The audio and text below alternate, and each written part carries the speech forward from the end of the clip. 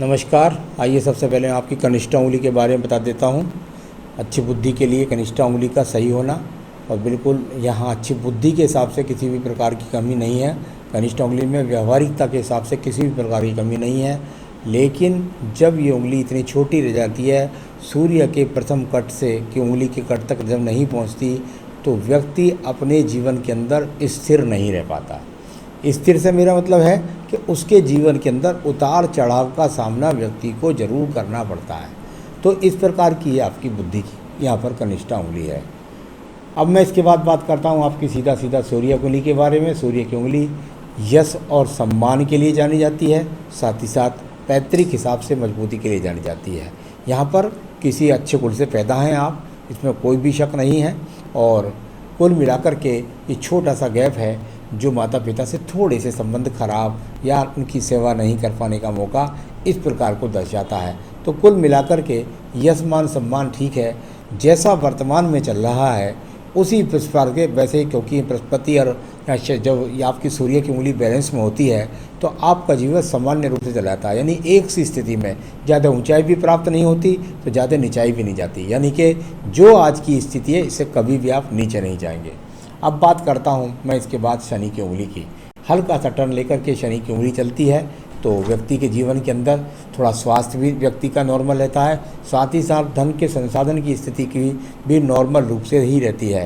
यानी कुल मिलाकर अच्छा संसाधन नहीं, अच्छा धन नहीं, और कुल मिलाकर के अच्छा स्वास्थ्य नहीं, दोनों चीज़ों को दर्शाने वाली ये शनि की उंगली भी है। अब मैं बात करता हूँ यहाँ पर बृहस्पति की उंगली की। ये एकदम टर्न लेकर के शनि की उंगली के साथ चल रही है। जब इस प्रकार की उंगली टर्न लेकर के शनि की उंगली के साथ चले तो आप कह सकते हैं कि आप ईश्वर के प्रति पूरी आस्था रखते हैं। किसी भी प्रकार का कोई पितृदोष जैसी चीज़ आपके पास नहीं है, तो ईश्वर की कृपा आपके पास है। जो दान पुण्य की स्थिति है उसमें भी आप अपने अनुसार सही करते रहते हैं। इसके बाद मैं बात करता हूँ आपके बुध के पर्वत की। बुध का पर्वत जाना जाता है धन के अच्छे आगमन के लिए। यानी कि यहाँ जब ये रेखाएं 3 खड़ी हो जाती हैं, 3 से 4, तो व्यक्ति के पास धन के आगमन नॉर्मल रूप से बने रहते हैं। साथ ही साथ पर्वत अगर अनुकूल हो तो बिल्कुल बने रहते हैं। अगर गड्ढे में पहुँच जाए तो व्यक्ति पर कर्ज हो जाता है। तो थोड़ा सा यहाँ मैं कह सकता हूँ कि स्वास्थ्य कि वो उसके धन के हिसाब से ये ठीक ठाक हैं, ज़्यादा अच्छा नहीं तो ज़्यादा ख़राब नहीं। साथ ही साथ संतान के लिए भी यहाँ पर 3 रेखा 4 रेखा होनी चाहिए, यानी कि निश्चित रूप से आपको संतान भी होगी। इस प्रकार को भी दर्शाने वाला ये पर्व। अब मैं बात करता हूँ आपके यश पर्व की, सूर्य के पर्व की। जब मैं आपके सूर्य के पर्व को देखता हूँ तो सूर्य के पर्व पर काफ़ी एक दूसरे को काटने वाली रेखा है। यानी स्पष्टता के साथ कोई भी चीज़ आपको नहीं मिली और न ही सूर्य की रेखा के सेंटर तक पहुँची। तो यहाँ ये वो रेखाएँ हैं, यदि आपने पिछले समय में प्रयास किया होगा, क्योंकि ये बस वहाँ तक के लिए ख़त्म हो गई। यदि आपने पिछले समय में प्रयास किया होगा तो उसमें आपको सरकारी नौकरी मिलने का अवसर था। यदि ऐसा नहीं है तो राज्य सरकार की जो टेंडर्स होते हैं उनके द्वारा आपको नौकरी तरक्की मिल सकती है, और साथ ही साथ प्राइवेट सेक्टर से भी व्यक्ति ठीक ठाक कमा लेता है। चलिए, अब ये हो गया आपके लिए। अब मैं बात करता हूँ यहाँ पर, यानी आगे सरकारी नौकरी का चिन्ह मुझको नज़र नहीं आ रहा। यहाँ पर ये रेखा एकमात्र बढ़िया रेखा है आपके पास में। यदि का रेखा और खड़ी हो जाएंगी तो ज़्यादा अच्छी बात होगी। ये वो रेखा है जो आपके जीवन में 55 साल से लेकर के जीवन के अंत समय तक आपके पास धन आगमन निरंतरता से आता रहेगा। तो ये इस प्रकार का अच्छा यहाँ एक रेखा का फल आपको मिला। चलिए, इसके बाद बात करता हूँ आपके सीधा सीधा बृहस्पति के पर्व की। बृहस्पति का पर्व और यहाँ ट्रायंगल से बन करके उठने वाली ये रेखाएं, यानी कुल मिलाकर कह सकते हैं आपके जीवन के अंदर जो पैतृक प्रॉपर्टी है या पैतृक सहयोग है वो भी आपको मिलेगा। अगर वो नहीं मिलेगा तो आपका मकान अवश्य आप बना पाएंगे। ये रेखाएं आपके पास वो रेखाएं जो ज्ञान के द्वारा आपको धन दिलाती हैं। इसके बाद बात करता हूँ आपकी हृदय रेखा की। देखिए, हृदय रेखा जब शुरू से चलती है तो यहाँ तो ऊपर नीचे उठने वाली रेखा है शुरू में, यानी कि कुल मिलाकर के जीवन में उतार चढ़ाव का देखना, और उसके बाद में यहाँ जाकर के इसके नीचे ये बहुत सारे ट्रायंगल्स बन गए हैं। जहाँ पर देखें, नीचे तक देखें, यहाँ पर ये देखें तो ये थोड़ा सा ट्रायंगल्स, और ये एक्स। जब इस प्रकार के एक्स बने तो ये पत्नी के साथ संबंधों में कड़वाहट के लिए जाने जाते हैं। यानी कि पत्नी के साथ कड़वाहट के संबंधों के लिए, साथ ही साथ आपके स्वास्थ्य के लिए भी, क्योंकि मस्तिष्क रेखा और हृदय रेखा के बीच में बनने वाली एक्स स्वास्थ्य को भी प्रभावित करते हैं। तो ये इस प्रकार की स्थितियों के एक एक्स बनता है अच्छा रहता है, लेकिन जब ये 3-4 एक्स बन जाते हैं तो कर्ज का सामना भी करा देते हैं, साथ ही साथ जीवन में स्थिरता नहीं रहने देते धन की। अब बात करूंगा इसके बाद में आपकी बात सीधी मंगल रेखाओं के बारे में। मंगल रेखा, और जब व्यक्ति के हाथ से मंगल रेखाएं निकलें तो ये व्यक्ति के जीवन के अंदर साहसिक रेखा को लिखे, लेकिन नीचे एक छोटा सा एक्स भी बन रहा है यहाँ से, यानी कि थोड़ा सा यात्राओं में ध्यान रखें, किसी प्रकार का कोई यात्रा में आके एक्सीडेंट जैसी समस्या का सामना ना करना पड़े, तो यात्राओं में थोड़ा ध्यान रखना है। और कुल मिलाकर के ये वो रेखाएं हैं जो व्यक्ति से कर्म करवाती हैं, तो कर्म रेखाएं भी आपके पास हैं। अगर ये ना हो तो व्यक्ति निकम्मा होता है।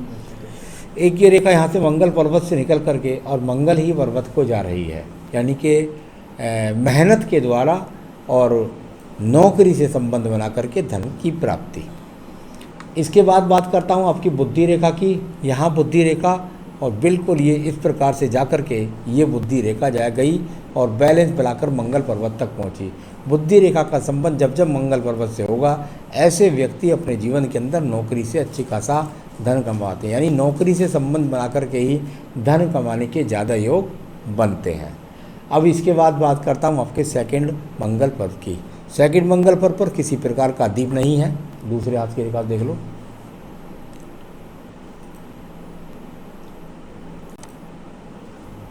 हाँ, कोई भी यहाँ पर ऐसा चिन्ह नज़र नहीं आ रहा जो मैं कह सकूँ कि आपको झगड़ा, झंझट, मुकदमा यहाँ इस प्रकार का या कोई सर्जरी, ऐसा चिन्ह यहाँ पर नज़र नहीं आया।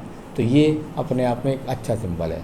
चंद्र पर्वत की बात करता हूँ, कोई दूर देशों से, दूर प्रांतों से जुड़कर के संबंध बनाने वाली रेखाएं यहाँ पर नहीं है। ये छोटी छोटी यात्राएं हैं, यानी कि आप कह सकते हैं अपने घर चले गए, घर से फिर वापस आ गए नौकरी पर, इस प्रकार की रेखाएं। तो ये कोई अभी विदेश से जुड़ने वाली या इस प्रकार की कोई भी रेखा नहीं है।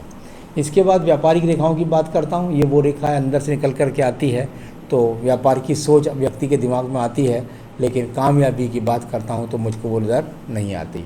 तो ये अभी व्यापार के बारे में ना सोचें। ये पैतृक शुक्र पर्व है, इससे निकल कर जब रेखा आते हैं तो व्यक्ति के जीवन के अंदर परिवार का सपोर्ट मिलता है।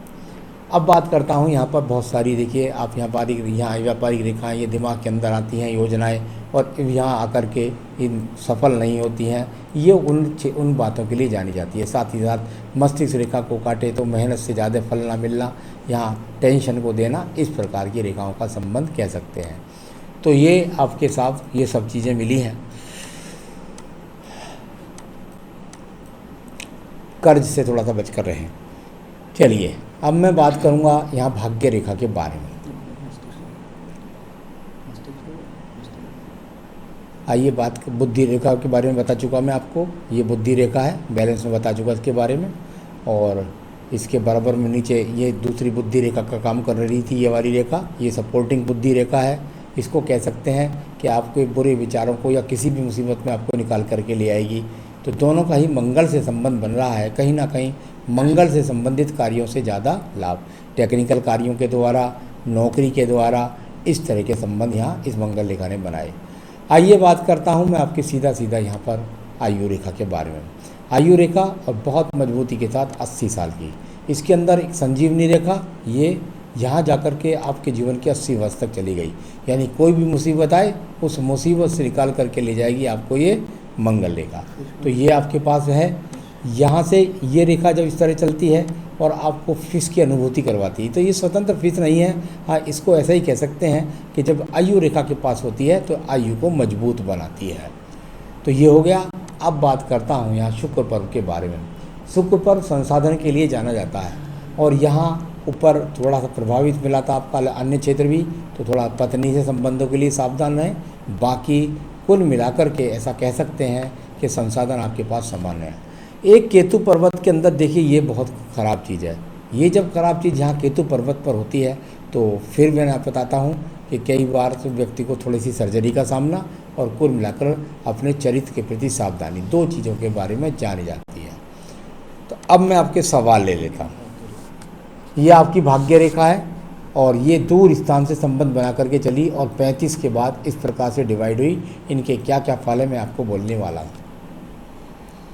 क्या मेरा मकान बनेगा? हाँ बिल्कुल, यहाँ चलिए 35 और इसके बाद 40 और 2 42 वर्ष से लेकर 45 वर्ष के बीच में आपका मकान बनेगा। यहाँ ये रेखा कट गई। 42 से 45वें वर्ष के बीच में मकान की बहुत ज़्यादा संभावनाएं हैं। लगता है कर्ज लेकर के बनेगा। मेरे कितने पुत्र प्राप्त होंगे, क्या कन्या है? ये पत्नी के हाथ से ज़्यादा पता लगता है, लेकिन ये निश्चित मैं कह सकता हूँ कि आपको दोनों संतान का योग मुझे तो आपके हाथ से लगता है, यानी पुत्र का भी और पुत्री का भी।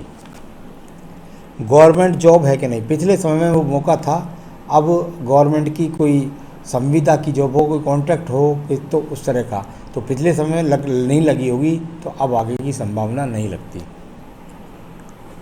मेरे इष्टदेव कौन है? आपके इष्टदेव सूर्यदेव हैं। हेल्थ कैसी रहेगी?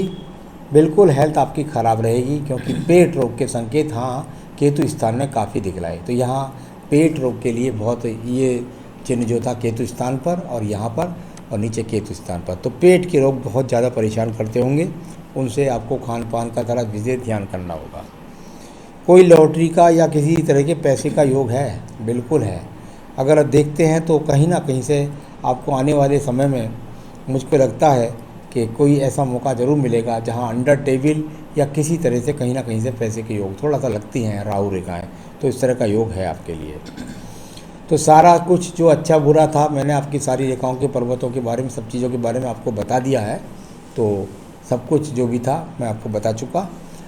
अब मैं बताऊंगा कि आप क्या करें जो आपके जीवन के अंदर आप तरक्की प्राप्त करते रहें। एक तो यहाँ पर बेहतरीन सा आप जो है अगर हो सके आपसे तो एक बेहतरीन सा पुखराज पहन लें, फायर ओपल पहन लें। यहाँ पर एक बेहतरीन सा फायर ओपल पहन लें। यदि आपको मिल जाए तो ठीक है, नहीं मिले तो आप मुझसे संपर्क कर सकते हैं, मैं आपके स्थान तक पहुँचा सकता हूँ।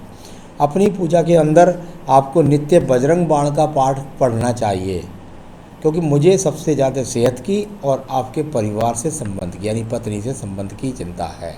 तो कुल मिलाकर के आपको सब बजरंग बाण पढ़ना चाहिए और देवी कवच, दुर्गा सप्तशती का देवी कवच पढ़ना चाहिए। वो आपको सभी रोगों से निकाल पाएगा। इतना करिए, जीवन में सुखी रहिए, यही मेरी शुभकामनाएं है। नमस्कार।